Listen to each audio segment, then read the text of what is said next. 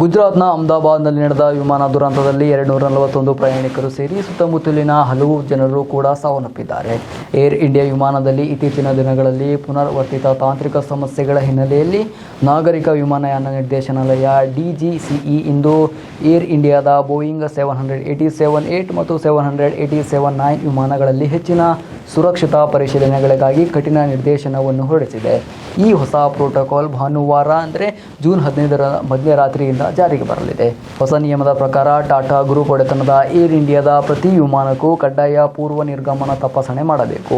Air India ನಿರ್ವಹಿಸುವ ಪ್ರತಿ Boeing 787-8 ಮತ್ತು 9 ಟೇಕ್ ಆಫ್ ಆಗುವ ಮೊದಲು ಕಡ್ಡಾಯ ಸುರಕ್ಷತಾ ಪರಿಶೀಲನೆಗೆ ಒಳಗಾಗಬೇಕು. ಏರ್ ಇಂಡಿಯಾ ಸಂಸ್ಥೆಯಲ್ಲಿ 26 ಬೋಯಿಂಗ್ 787 ವಿಮಾನಗಳಿವೆ. ಈ ಬೋಯಿಂಗ್ ವಿಮಾನಗಳಲ್ಲಿ ಇಂಧನ ನಿಯಂತ್ರಕ, ಮೇಲ್ವಿಚಾರಣೆ ಮತ್ತು ಎಲ್ಲ ಸಂಬಂಧಿತ ವ್ಯವಸ್ಥೆಗಳ ಪರಿಶೀಲನೆ ಮಾಡಬೇಕು. ಕ್ಯಾಬಿನ್ ಏರ್ ಕಾಂಪ್ರೆಸರ್ ತಪಾಸಣೆ, ಅದಕ್ಕೆ ಸಂಬಂಧಿಸಿದ ಉಪವ್ಯವಸ್ಥೆಗಳೊಂದಿಗೆ ಎಲೆಕ್ಟ್ರಾನಿಕ್ ಎಂಜಿನ್ ನಿಯಂತ್ರಣ ವ್ಯವಸ್ಥೆಯ ಪರೀಕ್ಷೆ ಮಾಡಬೇಕು. ಎಂಜಿನ್, ಇಂಧನ ಚಾಲಿತ ಆಕ್ಯುವೇಟರ್ ಮತ್ತು ತೈಲ ವ್ಯವಸ್ಥೆಯ ಮೌಲ್ಯಮಾಪನದ ಕಾರ್ಯಾಚರಣೆಯ ಪರೀಕ್ಷೆ ನಡೆಸಬೇಕು ಎಂದು ಸೂಚಿಸಲಾಗಿದೆ. ಈ ಹೊಸ ನಿಯಮ ಜೂನ್ 15ರಿಂದ ಜಾರಿಗೆ ಬರಲಿದೆ.